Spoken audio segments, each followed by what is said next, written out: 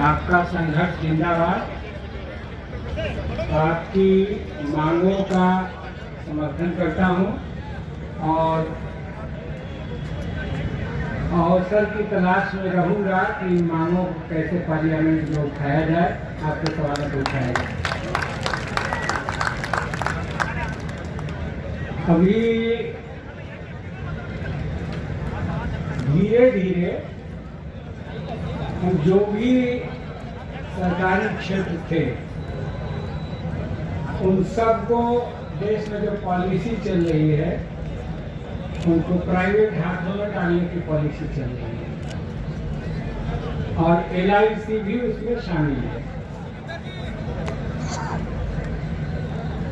Banks को, LIC को, सरकार के तमाम क्षेत्रों को, रेलवे को,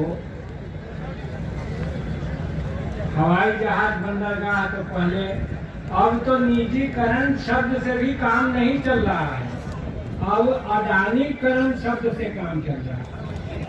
निजीकरण भी छोटा पड़ रहा है, हर कुछ को अपने मित्र पूंजीपति को दे देने की एक साजिश चल रही है। और इतना ही नहीं, अभी धीरे धीरे हमें फिर से कहिए कि मतलब देश के बड़े कॉरपोरेट घराने दुनिया की बड़ी कंपनियों के पीछे हमें ढकेलने की कोशिश कर रहे हैं। ईस्ट इंडिया कंपनी से हम लोगों ने 200 साल तक लड़ाई करके आज़ादी हासिल की। अभी जो अमेरिका के साथ एग्रीमेंट चल रहे हैं, जो टैरिफ पर छूट देने की तमाम क्षेत्रों में जो बातें हो रही हैं, अब हमारी गायें अमेरिका का घास खा करके दूध देगी।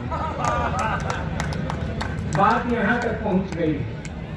इसलिए मैं कह रहा हूँ कि वैसी परिस्थिति में आप जो देश की सरकार को चलाने के लिए एक आम आदमी से पैसा लेकर के और देश की अर्थव्यवस्था में जो योगदान देते हैं,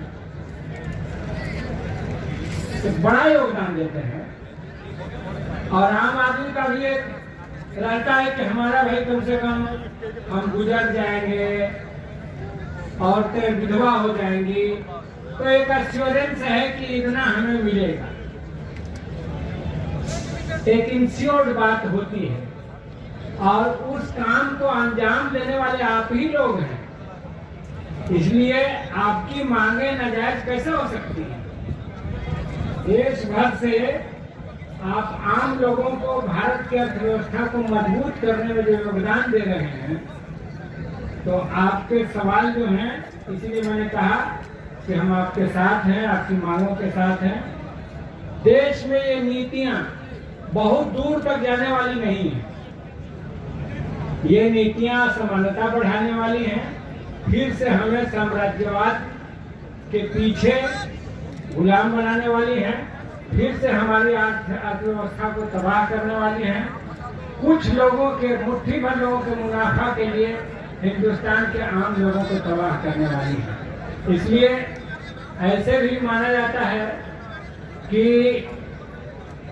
जब ऑल इंडिया पर इन नई आर्थिक नीतियों के खिलाफ लड़ाई होती है, तो सबसे मुखर बैंक के और LIC के कर्मचारी होते हैं, सबसे जागरूक और सबसे पॉलिटिकली कॉन्शियस।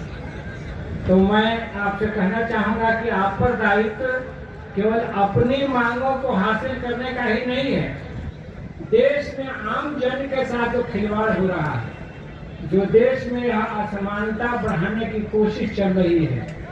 हमारे संविधान ने कहा था उस जमाने में कि राष्ट्रपति का वेतन और चपरासी के वेतन में एक अनुपात होगा, और धीरे धीरे ये कम किया जाएगा।